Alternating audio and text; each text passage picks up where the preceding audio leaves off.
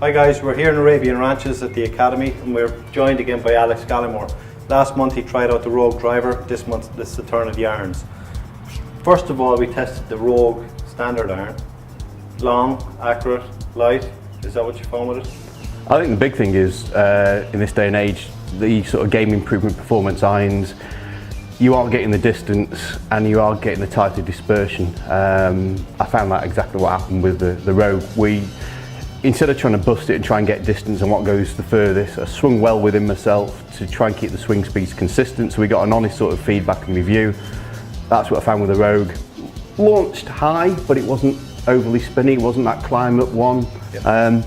The offset really did pull everything tighter, so yeah, it did everything it says on the tin, and it was applied an amount of feedback. You know, you got the feel, which I don't normally get with a performance iron or a game improvement iron. So that feel comes from the microspheres in urethane that's pumped into the back of the head. What? Microspheres. Microspheres. Microspheres. Microspheres. No, keep it. It's fine like this. Yeah. No, it's fine. No, keep on going. Yeah. So it comes from the microspheres. Microspheres. What on earth are microspheres? It's basically urethane that's pumped into the back of the head, which in theory sticks the ball to the face. The energy is transferred back. Right, this is what quite a few manufacturers are doing, aren't they? They are doing that. So this is where Callaway are different. Is they've just tweaked their own formula. Basically. Yeah. Okay. Yeah. So the next iron you hit in the line of irons was the Rogue X.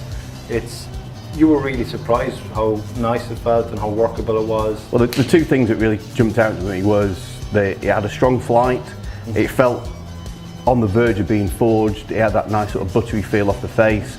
Dispersion was tight and I could work it to a degree, you know, so if I'm a sort of regular sort of guy that is playing now and again and you want a little bit of help but you still want that feel, that was out of this world for me.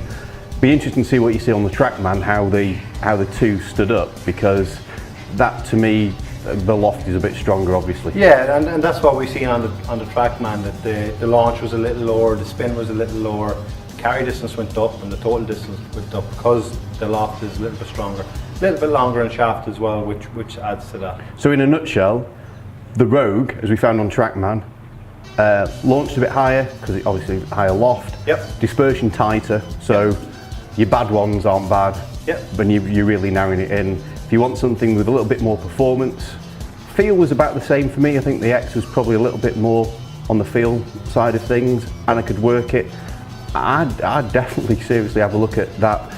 You know, even if you're a lowish handicapper, I'd definitely have a go at the X. Yeah, brilliant. They're both brilliant irons, and if you want to get a fitting from GolfHouse, come to Arabian Ranches or Montgomery, Dubai.